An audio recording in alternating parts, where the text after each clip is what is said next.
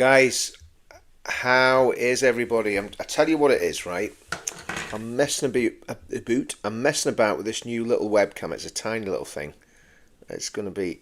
I'm going to probably take it away when I go away weekend here. So just bear with me. I'm not being vain, but it's not about how I look. It's how the sort of the background and everything looks. Does that all look okay? Just give me a thumbs up in the chat. It probably looks a bit off in terms of levelness and all that sort of thing, but there we go. And let me know you can hear me as well, because like I said, I've got a new webcam, I've got the old mic, and do you know what? Everyone just ignores me. Okay, thanks, thank you.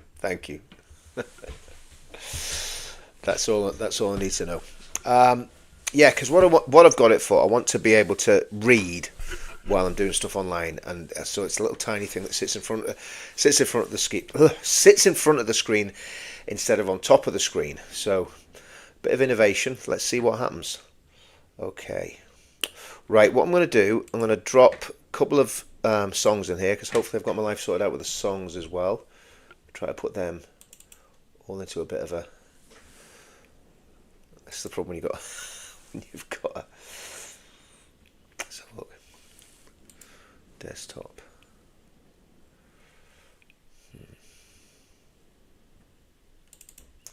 Right.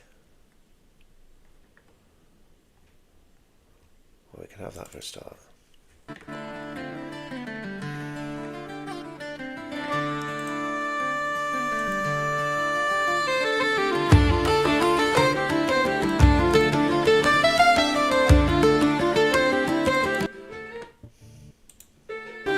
Whosoever will be saved, before all things it is necessary that he hold the Catholic faith, which faith except everyone do keep whole and undefiled. Without doubt he shall perish everlastingly, and the Catholic faith is...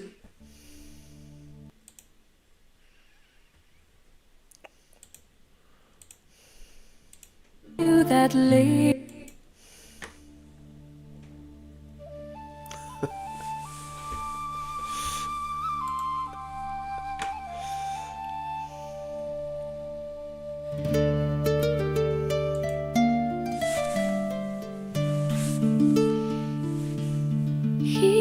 Said, come to me, all you that labor and are heavy laden, and I will give you rest. Take my yoke on you and learn of me, for I am meek and lowly.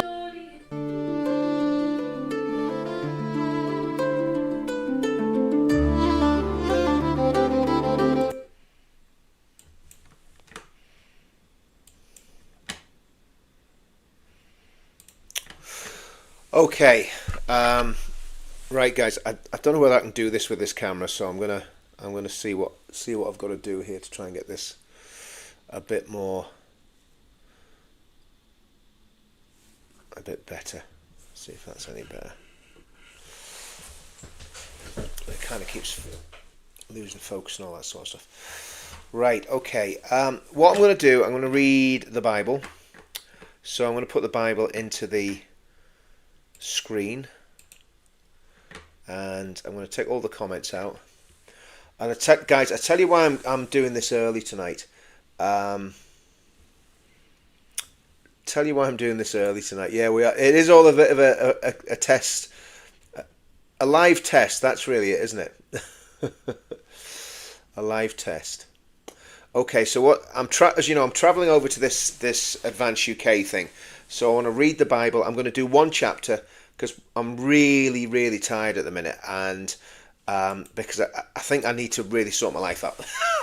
I think I can do everything that God wants me to do. I think I just need to be better organised. So I need to pray for better organisation. Okay, and if anyone can help me get organised, I would be more than welcome to take any advice. So let's just read these Bible verses. So I'm going to move my camera over to the side while I read them. And in those days, the multitude being very great and having nothing to eat, Jesus called his disciples and said to them, I have compassion on the multitudes, because they have now been with me 3 days and have nothing to eat. And if I send them away fasting to their own houses, they will faint by the way. For divers of them came from far. And his disciples answered him his disciples answered him, from where can a man satisfy these men with bread here in the wilderness? And he asked them, how many loaves have you? And they said 7. And he commanded the people to sit down on the ground, and he took the 7 loaves and gave thanks and broke and gave it to his disciples and set before them. And they did set them before the people, and they had a few small fishes. And he blessed and commanded to set them also before them. So they did eat and were filled, and they took up of the broken baskets meat that was left, 7 baskets. And they that had eaten were about 4,000. He sent them away. And straightway he entered into a ship with his disciples and came into the parts of Dalmanutha. And the Pharisees came forth and began to question with him, seeking of him a sign from heaven, tempting him. And he sighed deeply in his spirit and said, why does this generation seek after a sign? Truly I say to you, there shall no sign be given this generation. And he left them, and entering into the ship departed to the other side. Now the disciples had forgotten to take bread, neither had they in the ship with them than 1 loaf. And he charged them, saying, take heed, beware of the leaven of the Pharisees and the leaven of Herod. And they reasoned among themselves, saying, it is because we have no bread. And when Jesus knew it, he said to them, why reason you, because you have no bread? Perceive you not, neither understand? Have your heart yet hardened? Having eyes you see not, and having ears hear you not? And do you not remember when I broke the 5 loaves among the 5,000? How many baskets full of fragments took you up? They say to him, 12. And when the 7 among 4,000, how many baskets full of fragments took you up? And they say to him, 7. And he said to them, how is it that you do not understand? And he comes to Bethsaida, and they bring a blind man to him, and sought him to touch him. And he took the blind man by the hand, and led him out of the town. And when he had spit on his eyes, and put his hands on him, he asked him if he saw aught. And he looked up, and he said, I see men as trees walking. After that he's put his hands again on his eyes, and made him look up. And he was restored, and saw every man clearly. And he sent him away to his house, saying, neither go into the town, nor tell it to any in the town. Peter's confession, the cost of discipleship. And Jesus went out and his disciples into the towns of Caesarea Philippi, and by the way he asked his disciples, saying to them, whom do men say that I am? And they answered, John the Baptist, but some say Elias, and others one of the prophets. And he said to them, but who say you that I am? And Peter answered and said to him, are you the Christ? And he charged them that they should tell no man of him. And he began to teach them that the Son of Man must suffer many things, and be rejected of the elders, and of the chief priests and scribes, and be killed, and after 3 days rise again. And he spoke that saying openly, and Peter took him, and began to rebuke him.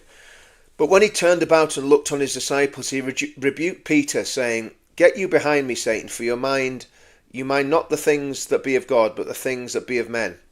And when he had called the people to him, with his disciples also, he said to them, whoever will come after me, let him deny himself, and take up his cross, and follow me. For whoever will save his life shall lose it, but whoever shall lose his life for my sake and the gospel's, the same shall save it. For what shall it profit a man if he shall gain the whole world and lose his own soul? Or what shall a man give in exchange for his soul? Whoever therefore shall be ashamed of me and of my words in this adulterous and sinful generation, of him also shall the Son of Man be ashamed, when he comes in the glory of his Father with the holy angels. And just read a bit of a commentary. This chapter is called the hinge of Mark's gospel, not hinge in brackets, but the hinge of Mark's gospel, because it moves from Jesus' public miracles and that immediacy, that powerful, rapid fire, miracle after miracle, confrontation after confrontation with the powers of darkness, it moves from that to his private preparations for his sacrificial death on the cross. And in Mark 8, these four attributes: deity, the fact that Jesus Christ is fully man and fully God; his love for the elect; his compassion for all people; and his kingship, intertwine themselves to reveal a Messiah who's both cosmically powerful, he's in control of everything, but also deeply personal and has deep emotions as well. The chapter begins not with a theological lecture, but with a physical need. Mark uses gut level empathy. That's what it means. Jesus had compassion. It was gut level empathy. And Jesus notes that the crowd has been with him for 3 days, and his compassion is practical. He worries they're going to faint. So he says to his disciples, gather up all the bread, let's make them a meal again. And they feed 4,000. They feed 4,000. And the whole of the chapter is miracle after miracle. But again, it's showing more and more who Jesus is and what he's about, and what he's done and what he's going to do and what he's doing now. So, yeah, great chapter. And again, I'm really tired. So I'm going to play a little bit more music, and then I'm going to leave everyone to it.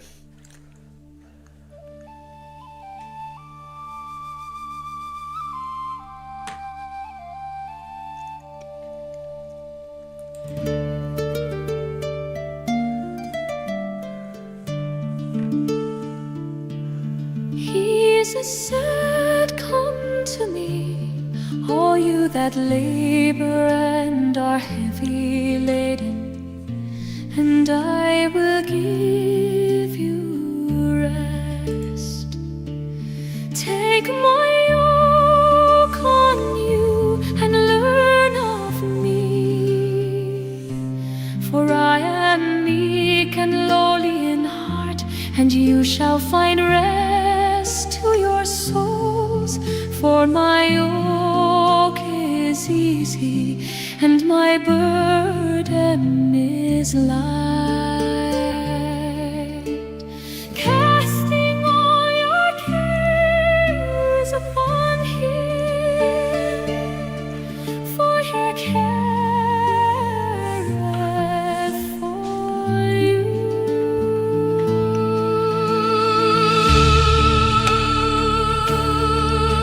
For God so loved the world, for God so loved the world, For God so loved the world, for God so loved the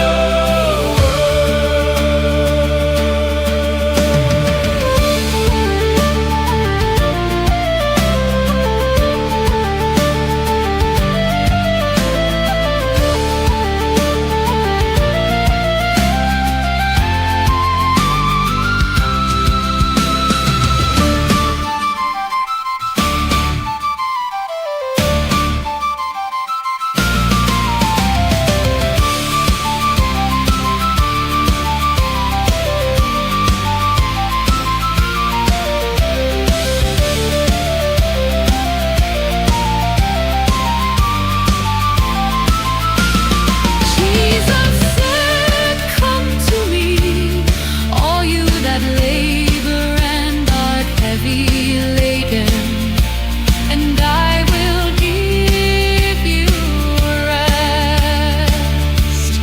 Take my yoke on you and learn of me, for I am meek and lowly in heart, and you shall find rest to your souls. For my yoke is easy and my burden is light. Jesus said, come to me, all you that labor and are heavy laden, and I will give you rest. Take my yoke on you and learn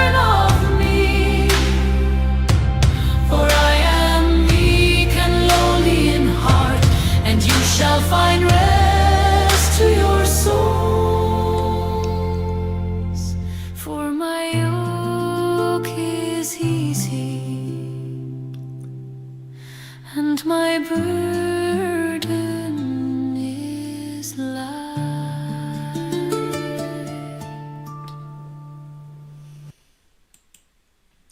Guys, and that is going to be me for, let's see, probably do tomorrow morning, just again something similar tomorrow morning, very short, and then I'm going to get myself ready, get on a plane, go across to England, go to the advanced conference, and it's not a conference, what is it? It's a launch, of policy launch. 900 people, think about this, guys, 900 people have bought tickets to go into the Emmanuel Centre for a policy launch. Absolutely phenomenal. We're dealing with uncharted territory in British politics. Labour Party's finished. Conservatives finished. Reform, well, you just wait till the skeletons come out of the closet about Nigel and his friends. But again, I'm not going to go down too much of the political route. But you know what? This is where it's at. This is the most important part of all of it. And that's why we come under satanic attack. That's why we get worn down and worn out. And I think, we all need to seek God for supernatural strength, supernatural power to be able to do this. I don't know if that's for me, Ian. I'm in Belfast, well, just outside Belfast, so I'm in Northern Ireland. But yeah, let's have a look. Struggle. Yeah. Just trust in the Lord. Trust in the Lord. There's all sorts of curveballs get thrown our way all the time. Guys, God bless you. It is really, really, I can't impress enough that I think that the praying for revival and praying that God will move is the most important thing we can do right now. Praying for everyone. And we need prayer. Thank you so much for that, Claire. You're reading the room very, very well. You're reading this very well, because that's what I need. I need prayer for protection. 100%. I absolutely do. I know that you know it. Okay, guys, I'm going to go. I'll see you all probably tomorrow morning. Then try and get a couple of bits and pieces done over the weekend while I'm in London. But we'll just see what God wants me to do. And we'll see how it all ends up. Okay, guys, God bless. See you soon. See you tomorrow morning.